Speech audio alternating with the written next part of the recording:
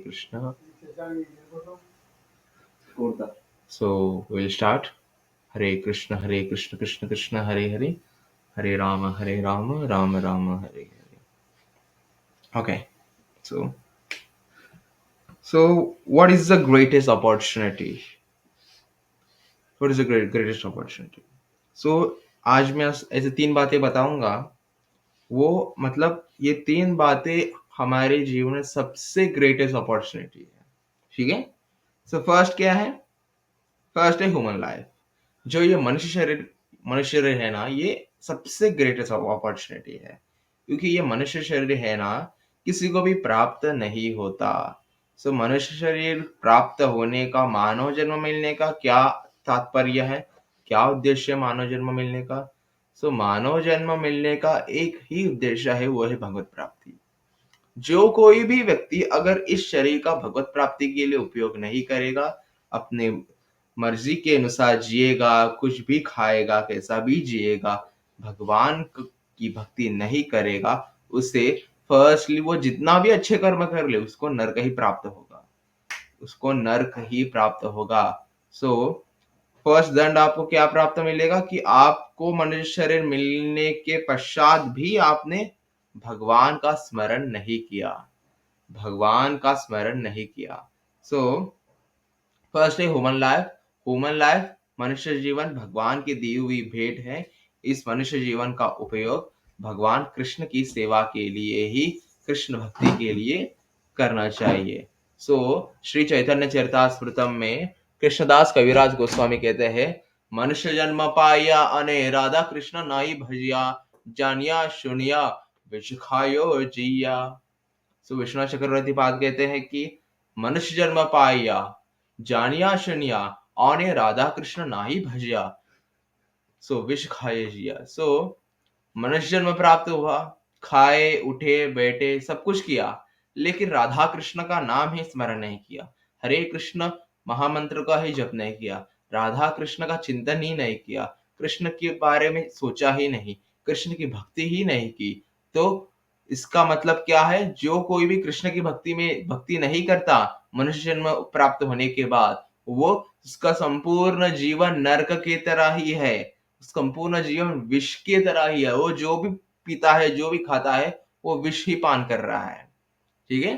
सो मनुष्य जीवन किसी को प्राप्त नहीं होता. जो भाग्यवान जीव होते हैं ना, उसे ही मनुष्य जीवन प्राप्त होता है. इस मनुष्य जीवन का उपयोग भगवान कृष्ण की सेवा के लिए ही करनी चाहिए. ठीक है. सेकेंड है birth in devotee family. So devotee के फैमिली में, अगर वैष्णव कुटुंब में आपका जन्म हुआ तो परम भाग्यशाली. भगवान और भगवान की शुद्ध भक्तों की विशेष दया है आप पर, विशेष कृपा है, तो आप वैष्णव के कुटुंब में जन्म लिए. तो अगर आपने वैष्णव कुटुंब में जन्म नहीं लिया, किसी भी सांसारिक मटेरियलिस्टिक जो कुल है ना, उनके कुटुंब में आपने जन्म लिया, लेकिन आप भक्त हो, तो इसका क्या फायदा है? इसका फायदा तो आपको घर वालों को है. किस प्रकार? सो किसी भी कुल में अगर एक भगवान का भक्त प्रकट होगा, भगवान का एक शुद्ध भक्त प्रकट होगा, तो वो अपने कुल के 21 पीढ़ियों को वैकुंठ की प्राप्ति कराएगा. 21 पीढ़ी. So who will born a Krishna consciousness devotee in, so जो भी व्यक्ति कृष्ण भक्त जिस भी कुल में जन्मा हो, so 21 generation has been liberated. 21 पीढ़ियां वैकुंठ चली जाएगी. ठीक है. सो जो भी भगवान का भक्त जिस भी कुल में जन्मा हो, तो उसका सबसे अधिक लाभ तो उसके कुटुंब वालों को, उसके परिवार वालों की होगा, क्योंकि उनको मुक्ति तो भगवान कृष्ण के भक्तों के माध्यम से ही प्राप्त होगी. तो कृष्ण के भक्त जिस कुल में जन्मेंगे, वो कृष्ण की भक्ति इस प्रकार करेंगे कि कृष्ण उन पर इस प्रकार दया करेंगे कि उनके 21 पीढ़ियों को वैकुंठ की प्राप्ति दिलाएंगे. Association of devotees. सो भक्तों का संग करना चाहिए. So without association devotee you will not be satisfy your Krishna consciousness. So अगर आप कृष्ण भक्तों के संग में नहीं रहोगे, तो आपका कृष्ण कॉन्शियसनेस, कृष्ण की भक्ति में आपका मन नहीं लगेगा, क्योंकि अगर आप जितना भक्तों का संग करेंगे उतना ही आपकी चेतना कृष्ण के बारे में सोचने लगेगी और आपका मन कृष्ण के चरणारविंद में लगेगा। सो 3 बातें मैंने बताई, वो क्या है?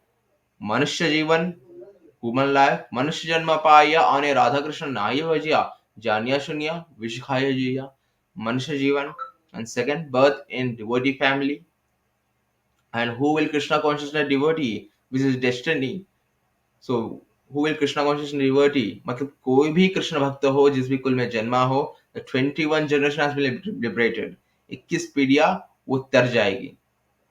एसोसिएशन ऑफ डिवोटीज, तो भक्तों का संग कीजिए। अगर भक्तों का संग करेंगे तो आपका मन, चित्त, चेतना भगवान के चरण अरविंद, चरण कमलों में लगेगा। ठीक है। सो श्रीमद् भागवतम के 3.23.57 में क्या कहा गया है वो जान लेते हैं। Head the words, 1 second, I will screen share.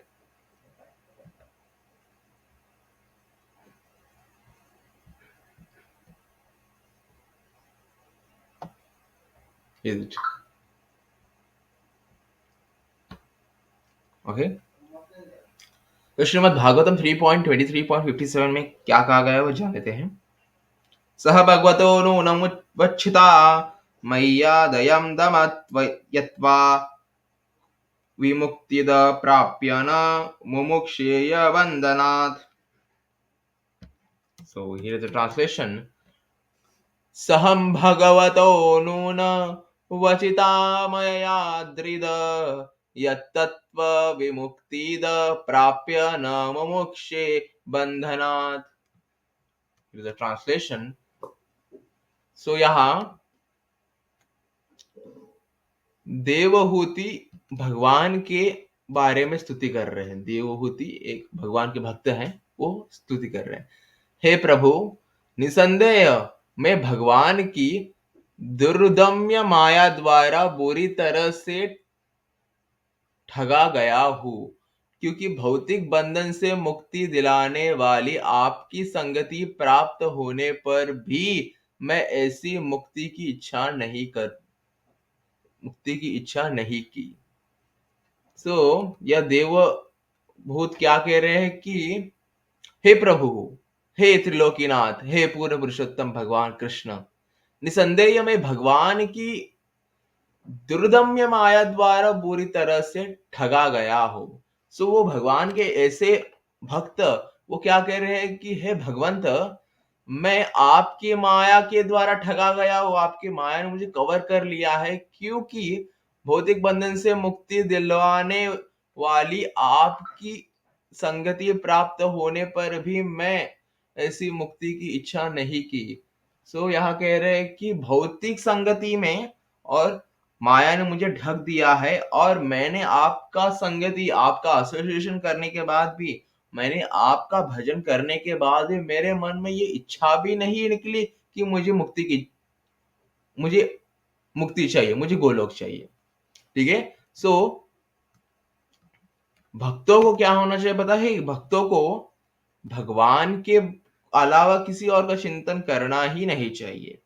सो अगर आप इस्कॉन में जाएंगे तो कृष्ण के सामने गिड़गिड़ाएंगे, हे कृष्ण, हे कृष्ण, हे कृष्ण, मेरा ऐसा ऐसा कष्ट है, मेरा दूर कर दीजिए, मेरा एक प्रॉपर्टी फंसा हुआ है, उसे निकाल के दे दीजिए। सो कृष्ण प्रार्थना करेंगे, 1 दिन, 2 दिन, महीने भर करेंगे, लेकिन कृष्ण ने कुछ किया ही नहीं, तो आप क्या करेंगे? बहुत लोग क्या करेंगे पता है कि शिव जी के पास जाएंगे, शिव जी के सामने गिड़गिड़ाएंगे, माता रानी के पास जाएंगे, माता रानी के पास गिड़गिड़ाएंगे, और गणेश जी के पास जाएंगे, गणेश जी के पास गिड़गिड़ाएंगे। सो इस सब कुछ करने के बाद वो व्यक्ति थका के क्या करेगा? भगवान नाम का इस संसार में कोई होता ही नहीं। जब मैं कष्ट में था, कौन से भगवान ने मुझे सहायता दी है, ऐसा वो व्यक्ति कहेगा। सो भगवान ने हमें सब कुछ दिया है। मनुष्य शरीर दिया है, जीने के लिए श्वास दिए हैं, रहने के लिए घर दिया है, और भगवान को सेवा करने के लिए विग्रह दिए हैं, और साक्षात रिप्रेजेंटेटिव भगवान के रिप्रेजेंटेटिव हमारे माता पिता दिए सेवा करने के लिए, और क्या चाहिए? और सोचने के लिए, विचार करने के लिए और इस्तेमाल करने के लिए बुद्धि तक भी दी भगवान ने, और आत्मा दिया है, और सबसे इंपॉर्टेंट क्या पता है, हमें श्रीला प्रभुपाद दिए भगवान ने। प्रभुपाद जी के ग्रंथ है, इतने अनमोल रत्न, उसको रीड कीजिए, तो जीवन सार्थक कीजिए। सो मॉरल ऑफ स्टोरी मतलब आग अगर भगवान कृष्ण को संपूर्ण समर्पित होंगे तो कृष्ण आपके जीवन में अवश्य आएंगे, आपकी सहायता करेंगे। तो अगर आप कृष्ण से आप मांगा कुछ भी, कृष्ण ने कुछ नहीं किया, तो अब शिव जी के पास गए तो क्या होगा पता है, तो आप कृष्ण के साथ गद्दारी कर रहे हैं। सो ये इस प्रकार होगा कि आपने तो पंडित और मंत्रों के साथ एक स्त्री के साथ विवाह किया और उस स्त्री ने आपको सेटिस्फाई नहीं किया, उसको छोड़ के अब बाहर अफेयर करेंगे, इस प्रकार होगा। सो एक बार कृष्ण के साथ आप जुड़े, कृष्ण के साथ कृष्ण की भक्ति करनी शुरू की, लेकिन कृष्ण भक्ति में क्या होता है पता है कि आपको कुछ प्राप्त नहीं होता, आपका सब कुछ डिक्रीज हो जाता है, मतलब डाउनफॉल ही होता रहता है। जितना आप भजन करोगे उतना डाउनफॉल होगा।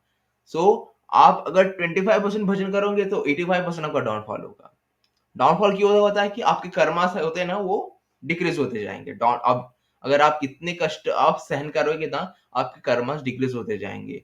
सो एक दिन आपने सब कुछ सहन कर लिया, सब कुछ सहन कर लिया, काम क्रोध लोभ मोह सब कुछ सहन कर लिया, आपने मतलब इतने नीचे गिरते चले गए, तो तब कृष्ण क्या करेंगे कि तब पूरा नीचे गिरते चले जाएंगे, आप हार चुके हो, और तभी आप घुटने पे बैठकर हा कृष्ण तुम्हारे अलावा इस संसार में मेरा कोई नहीं है, तुम ही एकमात्र आश्रय हो, हरे कृष्ण कृष्ण कृष्ण हरे हरे, हरे राम राम राम हरे हरे, महामंत्र का उच्चारण करने के बाद तब कृष्ण आते हैं आपके लाइफ में। सो कृष्ण किसी के लाइफ में इंटरफेयर नहीं करते, जो उनका सच्चा भक्त होता है, जो उनके सामने संपूर्ण समर्पित करता है, उनकी ही सहायता कृष्ण करते हैं। ठीक है। सो कौरवों की सहायता क्या कृष्ण ने की थी? बेशक की थी, लेकिन वो समर्पित नहीं थे, फिर भी कृष्ण ने सहायता की थी। क्यों की थी? कृष्ण ने कौरवों की सहायता क्यों की थी? क्योंकि वो कृष्ण का स्मरण कर रहे थे। किस प्रकार? द्वेष भाव से स्मरण कर रहे थे। इसलिए कृष्ण ने उनको क्या दिया? अपनी संपूर्ण नारायणी सेना ही सौंप दी। लेकिन पांडव क्या कर रहे थे? पांडव भगवान कृष्ण का नाम प्रेम से पुकार रहे थे, इसलिए भगवान ने क्या कि अपने आप को ही पांडवों को सौंप दिया। मैं आपको पूछता हूं कि आपको क्या भगवान का धन चाहिए, क्या भगवान चाहिए? बहुत लोग लक्ष्मी की पूजा करते हैं, पैसा आएगा तो वैल्यू होगा, पैसा आएगा तो छोकरी आएगी, पैसा आएगा तो हमारा दर्जा बढ़ेगा, और समाज में हमारा रुतबा भी बढ़ेगा, पैसा होगा तो moral of the stories, Duryodhan ने वही पैसा, वही पावर मांगा कृष्ण से, नारायणी से या ना, तो दुर्योधन का क्या हुआ? फिनिश, मर गया वो। और लेकिन अर्जुन ने क्या मांगा? अर्जुन ने मांगा मुझे नारायणी सेना नहीं, मुझे स्वयं भगवान चाहिए। अगर आपको मैं बता दूं तो आपको क्या दुख, आपको मैं बता दूं कि आपको धन चाहिए, क्या वो धन की मैन्युफैक्चरिंग करने वाला चाहिए? आपको सोना चाहिए या फिर सोनार चाहिए?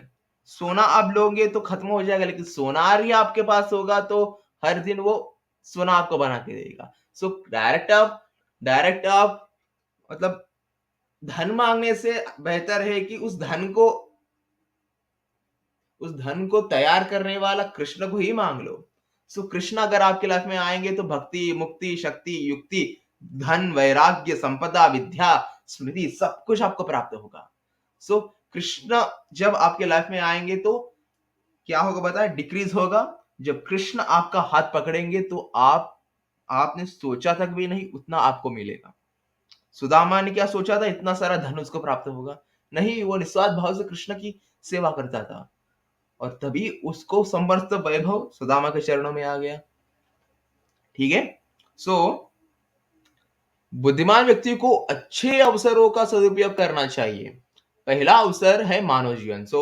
मनुष्य जीवन पाया राधा कृष्ण नाही भजिया, पहला अवसर है मानव जीवन, और दूसरा अवसर है उपयुक्त कुल में जन्म लेना। ठीक है, और आध्यात्मिक ज्ञान का विकसित हो यह दुर्लभ है।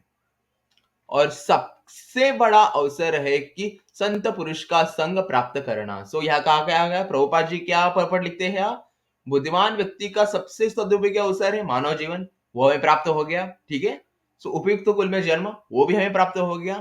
ठीक है, और तीसरा हमें क्या, नॉलेज, वो आध्यात्मिक नॉलेज, वो भी प्राप्त होने वाला है, मतलब हो रहा है, स्पिरिचुअल नॉलेज।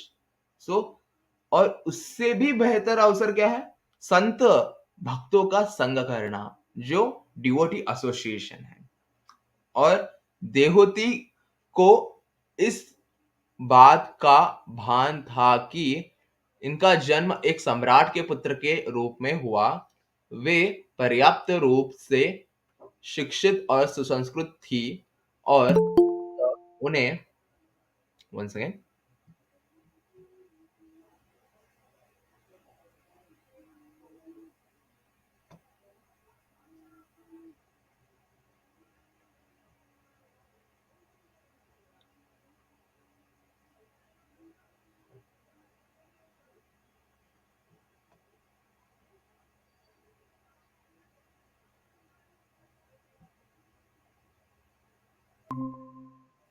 ओके, और अतः उन्हें, वन सेकेंड, ओके, सो मनुष्य जीवन, मतलब मैं बता देता हूँ, बुद्धिमान व्यक्ति का अच्छा अवसर क्या है, ग्रेटेस्ट अपॉर्चुनिटी क्या है, कि मनुष्य जन्म वो मिल गया। सेकंड है भगवान की भक्ति, वो मिल गया। और थर्ड है उपयुक्त कुल में जन्म प्राप्त होना, वो भी प्राप्त हो गया। और फोर्थ, आध्यात्मिक ज्ञान प्राप्त होना, भगवान का दिव्य ज्ञान प्राप्त होना, वो भी मिल रहा है। और फिफ्थ है साधु संगे सर्वशास्त्र होए, लव मात्र साधु संगे सर्व सिद्धि होए। इसका मतलब क्या है, साधु संगे सर्वशास्त्र होए, लव मात्र साधु संगे सर्व सिद्धि होए। जो कोई भी साधु की संगति करता है, भक्तों की संगति करता है, उसे सभी शास्त्रों का नॉलेज प्राप्त होता है। लव मात्र साधु संगे, अगर उसने अंश मात्र भी साधु की संगति की, सर्व सिद्धि हुआ है, उसे स्वयं भगवान की प्राप्ति होती है। So devotee association is very important. So जिसके भी लाइफ में भगवान आते हैं ना, उसका क्या होता है पता है, उसका धंधा चौपट हो जाता है। उसके बाद जितने भी धन उसने कमाए, वो धन भी समाप्त हो जाता है, और उसका मान सम्मान समाप्त हो जाता है, और उसके अपने उसके विरुद्ध खड़े रहते हैं। ओके, जिसने पाल पोस कर बड़ा किया, वो द्वेष भाव से उसे देखते हैं। ठीक है, एक और कितने, और उसका धन खत्म हो जाता है, जिसने और उसने जो भी धंधा जमाया था, बिजनेस जमाया था, वो बिजनेस खत्म हो जाता है। और उसके अपने जिसने पाल पाल पोस के बड़ा किया, वो भी उसे द्वेष करते हैं, और समस्त नाते रिश्ते सब कुछ टूट जाते हैं, और वो दरिद्र हो जाता है वो मनुष्य, पांचवा। और वो अपने आप को आप मतलब वो अपना बुद्धि खो देता है, और वो भगवान कृष्ण का स्मरण करने लगता है, और संपूर्ण समर्पण करते हुए, "हे कृष्ण, मैं हार चुका हूं, तुम्हारे अलावा मेरा कोई नहीं है।" और जब आप उस समय कृष्ण का स्मरण करते हो, और तभी कृष्ण आते हैं और आपका हाथ पकड़ते हैं। और जब कृष्ण ने अर्जुन का जो लगाम पकड़ा था, वो लगाम तब आपका पकड़ेंगे कृष्ण। ठीक है, सो कृष्ण जब किसके लाइफ में एंटर करने का प्रयास करते हैं ना, तो तब उसका लाइफ में डाउनफॉल शुरू होने लगता है। जब कृष्ण आते हैं, तो सारी परिस्थितियां कृष्ण ऑटोमेटिक बदलते हैं। ठीक है, सो हमें धन की आवश्यकता नहीं है, हमें लक्ष्मी नहीं, लक्ष्मीपति चाहिए। लक्ष्मी सहस्त्र कोटि सेव्यमानम, दक्षो विरार विनमरविंद रोचनम, गोविंदम आदि पुरुषम तमहम भजामि। लक्ष्मी की आवश्यकता नहीं है हमें, लक्ष्मीपति चाहिए। सोने की आवश्यकता नहीं है, सोनार की आवश्यकता है। सो अगर आपको कृष्ण प्राप्त हो गए, कृष्ण आपके लाइफ में आ गए, भक्ति, मुक्ति, विद्या, ध्यान, धन, वैभव, कौशल्य, कीर्ति, सब कुछ आपको प्राप्त होगा, सब कुछ। ठीक है, सो यही हम सेशन को एंड करेंगे। सो आपके कोई डाउट्स हो तो पूछ सकते हो। हरे कृष्णा।